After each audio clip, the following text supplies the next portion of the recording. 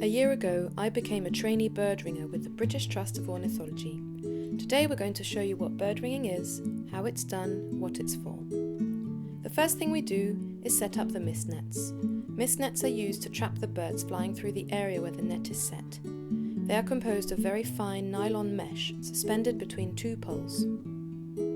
When a bird flies into the net, it becomes trapped and then falls into one of the loosely hanging pouches, where it will remain until it is extracted. Following the British Trust of Ornithology's guidelines, the nets are checked regularly. Birds caught in the net are carefully extracted. Only qualified bird ringers and supervised trainees are allowed to extract birds. Once extracted, birds are placed in a cotton bag and taken back to the base where they will be processed. This is the most important stage as the bird will be ringed and its biometrics taken for the BTO database. Once the bird is removed from the bag, it is held in the ringer's grip. This is a safe way of handling birds. At this stage, the bird is ringed with a small metallic ring. There are a variety of different sizes to correctly suit the size of the bird.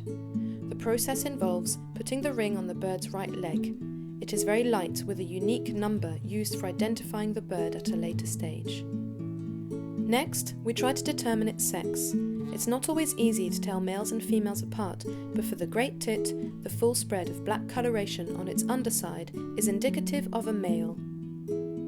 The following stage is determining the bird's age.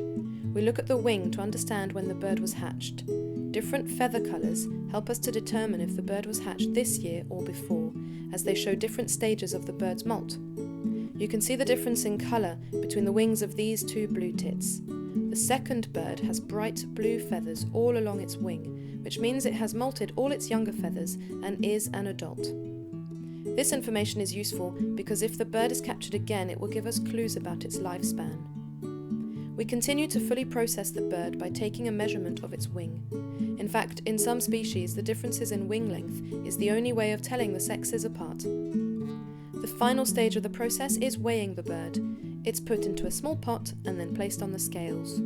The average weight of a blue tit is between 9 and 12 grams, and a goldcrest can weigh as little as 4 grams.